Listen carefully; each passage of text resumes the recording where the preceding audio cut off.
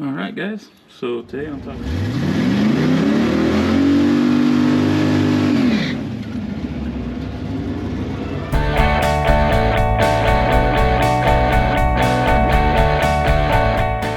well, I guess while I'm taking this apart. So in the last engine build video, you guys saw me clearance or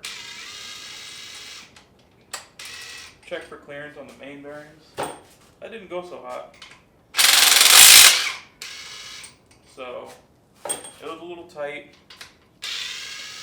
relative to what we're shooting for. So today, hopefully we can fix that and keep this build moving along. So you guys can probably watch, well, I know you guys can watch the previous videos in the series. It's a 6 liter. Right now, just building a short block.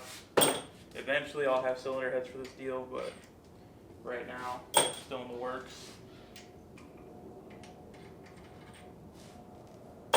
Plan today is just to take the crank back out.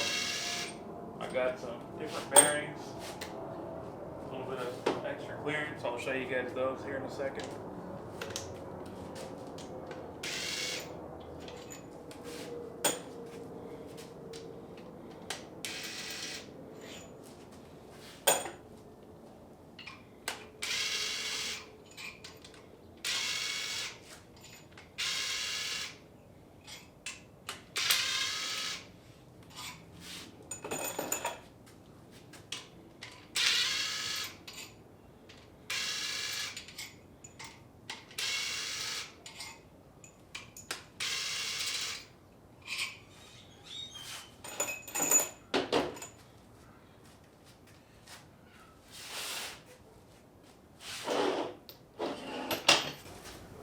So the goal today is to take the crank back out.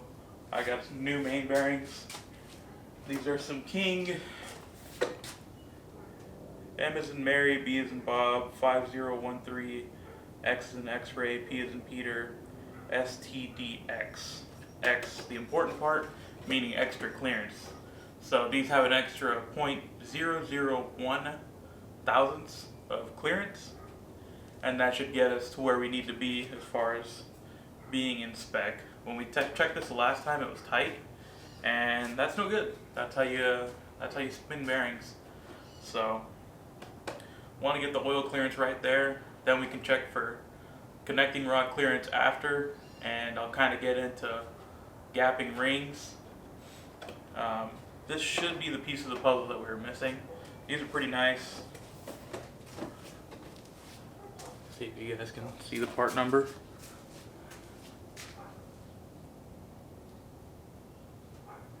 Oh yeah, you can see the part number.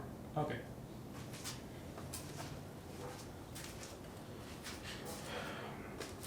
The main thing that sucks about these LS's is, let me just pick you guys up, show you what I'm talking about.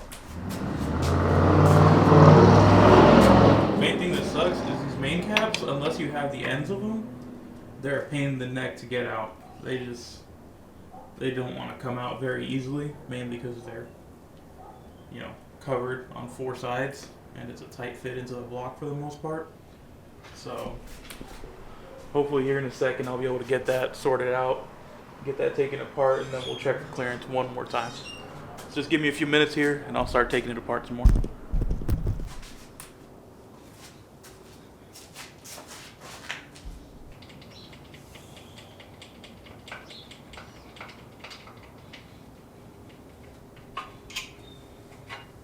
Yeah, they take a little bit of persuading to come out, and that was the easy one. These 3 in the middle suck. But that's how it is.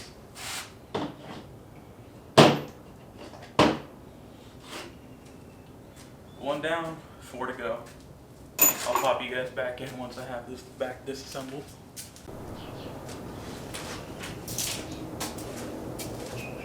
Alright, so main caps are out. Gonna take all the old bearing halves out and store them in a safe spot. Probably put them in the King bearing box and store them. If you ever had to take these out, They suck unless you have, like, they make a little vice grip tool that grabs on the top with a puller. It makes your life so much easier. The thrust bearing, terrible to get out. It takes forever, but it's out. So, with that being said, let's get this crank out of here. Shouldn't be too bad. This should be the easy part right here. Yep, lift straight out.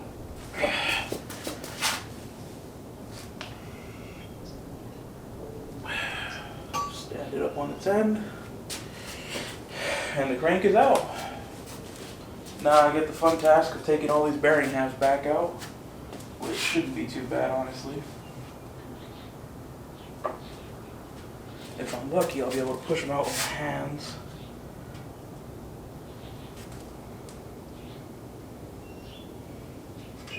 Yep. So, there's one bearing. You guys can kind of see it. So, on this side, there's a little tang. And all I'm doing is I take my thumbs, or a tool now. That first one was easy, this one doesn't want to come out. You just pop it out.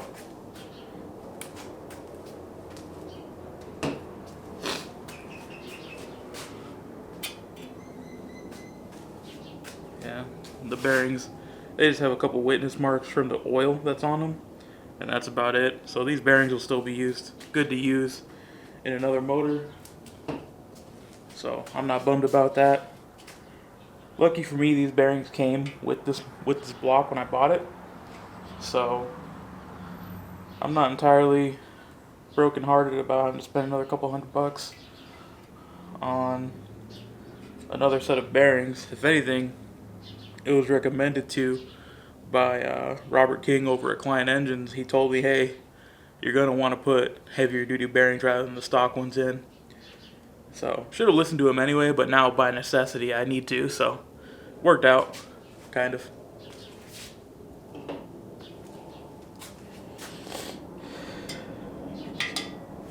Bearings out. Nothing's damaged on them. They're good. If anything, it's kind of good that I'm taking them back out because a bunch of oil got behind them. So it's a good opportunity to clean this out again, get any residual oil out. Today, since I'm always using all my brake clean, we are using some Super Tech Wally World. Not a sponsor, but hey, hit me up.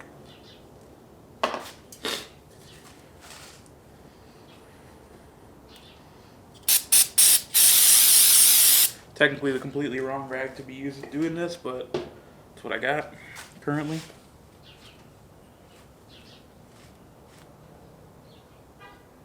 Doesn't seem to be leaving an excessive amount of fuzzies, so that's fine.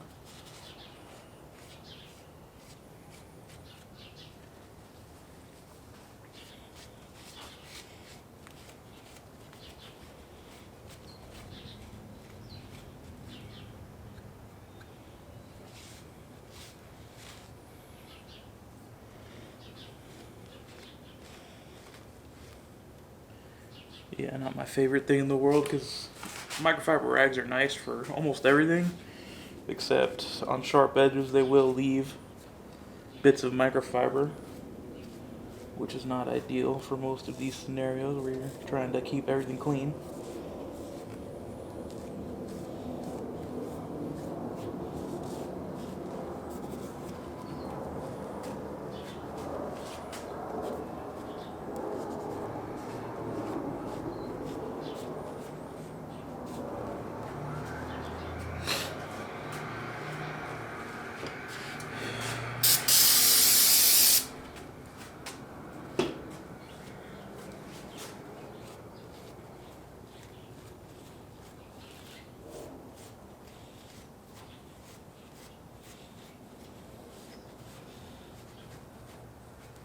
You can kind of see that I'm cleaning the sides of the main cap areas. The primary one to be worried about is the thrust bearing area, because that actually is where the bearing lies on the side of the block itself.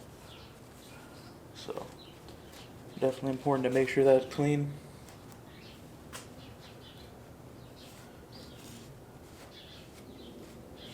This time to check clearance, I'm probably just going to check number 5 or number 1, make my life easier. If I feel like it's marginal, I'll do thrust as well. But usually if one is good, they're all good, at least for what I'm doing. In this instance, I would much rather have excessive clearance rather than too tight. I think I might have mentioned that previously, but that's what most high performance engine builds seem to lean towards, is you'd want to be more loose than tight. That way everything has room to expand, and also for there to be a larger cushion of oil for the crankshaft itself to ride on.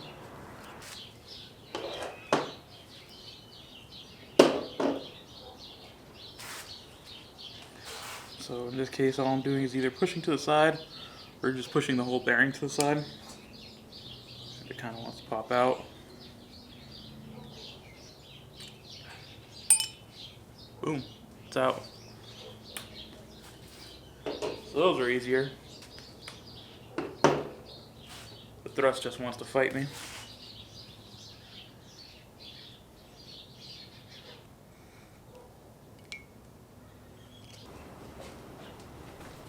Now the back bearings. Box. And some half sets. As well as some instructions. So, based on how these look, these guys are the cap side, these guys are the crank side, block side I should say. So let's open them up.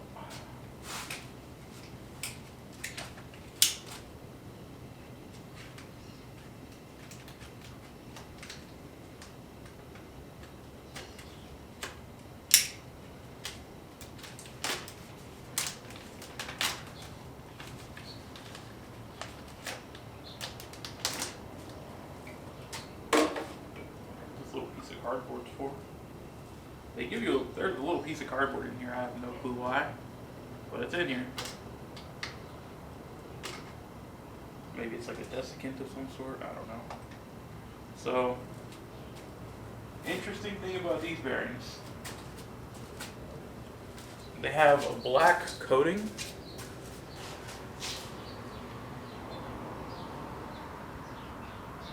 And also the holes that are in them are oval shaped. So the Cleveite bearings, Molly bearings, whoever they were, they just had round holes. These have like ovals in them, which is interesting. So I'll just go over this one more time with a little bit more brake clean, carb cleaner, whatever. Really make sure this is cleaned out.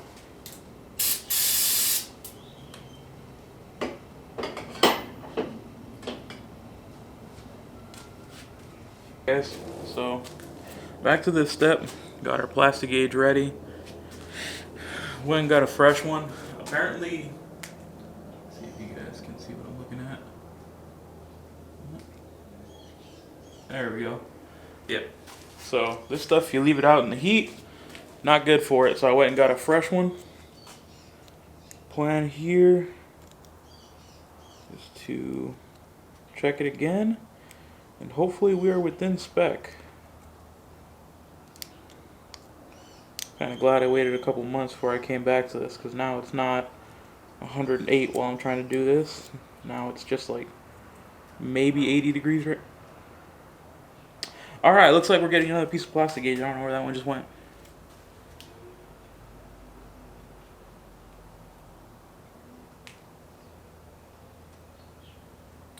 That is not ideal. Oh, there it is. Yep. Right there. Alright. I don't really care about the piece. I was just worried about it falling right into the block. That would have sucked. You guys see what I'm doing? Yeah, you can. Alright, cool. I have my piece of plastic gauge in my hand now. It's a little thing, a little speck basically. So, not easy to find.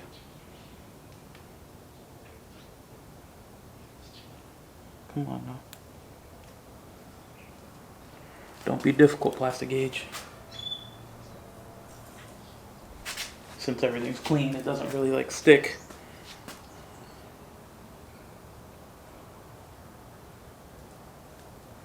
Okay. Plastigauge is on the main cap area. Put the main cap on.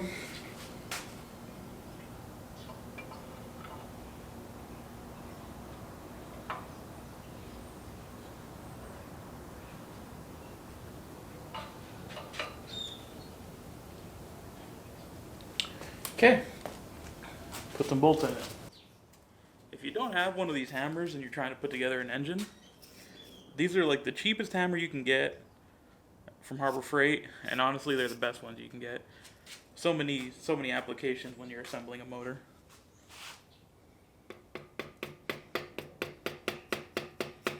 Especially since they're made out of rubber.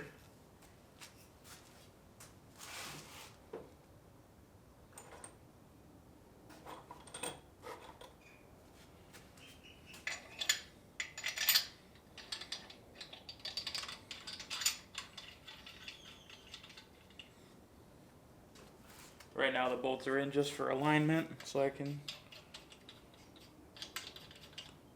sort of get all these bolts started, and they'll basically act as guides for when I start tapping down the caps.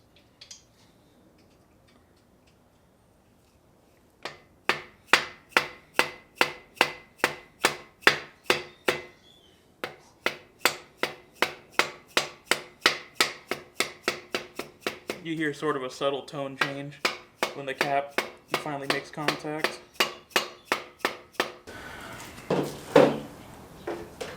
Before I continue any assembly, I need to get some motor oil out and throw a little bit on each bolt. These have a little bit of residual on them, but I definitely want to make sure I get the spec right when I torque them. See if I got a quart of oil around here. Yep, I do.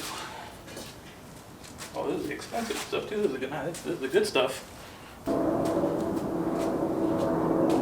a little cap full of oil.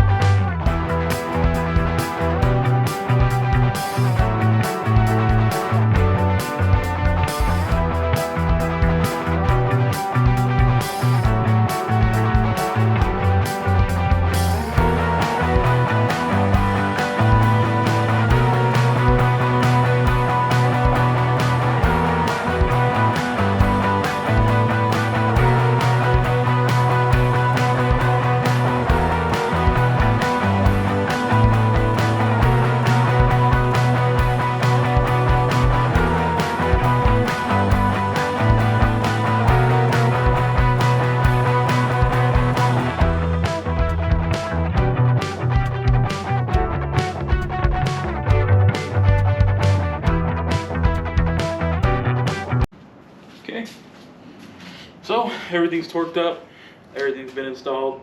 Now we're going to take off this number 5 cap, see what our Plastigauge looks like. This is the moment of truth. And hopefully it's not a sad truth.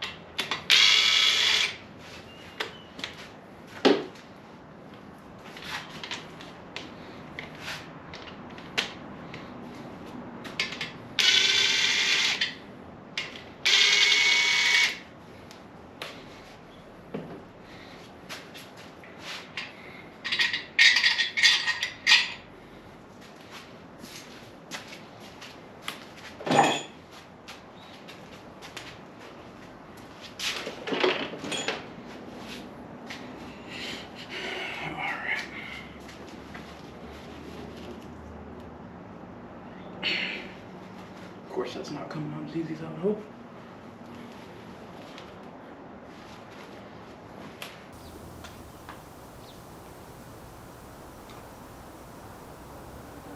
.0008 to .0021 would be the spec.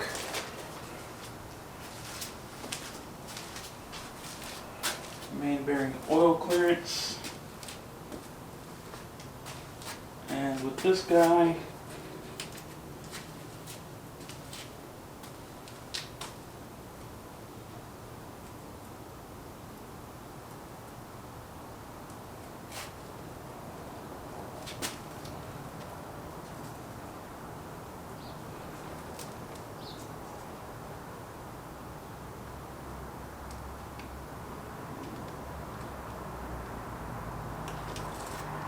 we're between the .0015 and .002, which puts us smack dab in the middle of our clearance. Perfect. That's good. So we're on the loose end of the clearance here.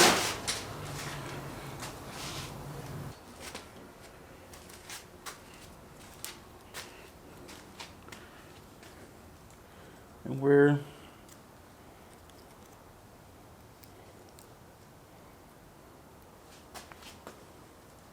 just a little bit bigger than that green line, just a hair, but we're not that wide as the white area either. Probably can't tell on camera, but we're probably just in between. So that means we're a bit tighter than .002, but we're definitely not as tight as .0015, which is a good estimation to say we're .0017, .0018. Even if I was .0021 or 25, I'm gonna leave it there. So I'm happy this time with the way the clearance came through. So I'm gonna leave it at that. Take it all apart one more time, go through a final cleanup, go for a final torque, and I'll mark the bolts once I'm done. And hopefully this is the last time I gotta take this crank out.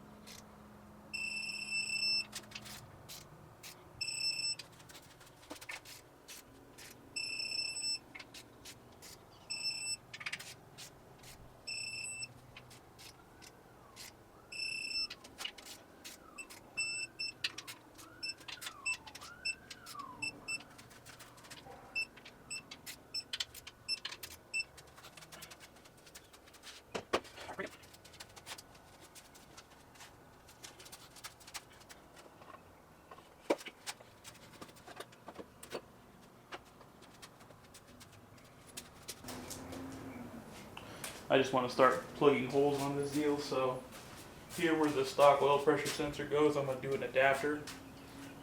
M16 1.5 to 1/8 inch pipe, which will adapt to tons of aftermarket gauges and such. I'm going to just throw a touch of Teflon probably on this. Probably not. Probably just install it dry. Yeah, just install it dry.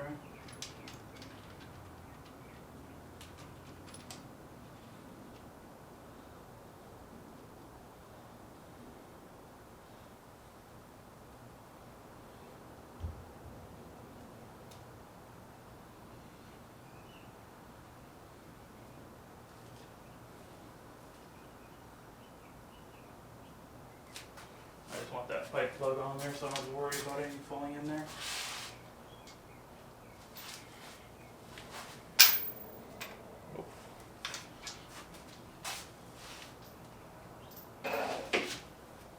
See if I have a socket big enough to go over that.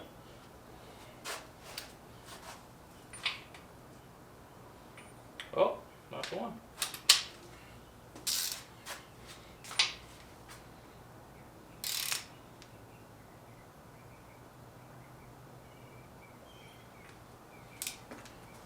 It's an aluminum piece with a crush washer, so it doesn't have to be super tight. But being that that's where oil pressure is going to be, you don't want that to leak either. So that's in there now. We'll stop there. The rotating assembly will be completed in the next video, or in the next engine build video, I should say. For now, I gotta stop, go through the motions of gapping rings, and then check clearances on the rods.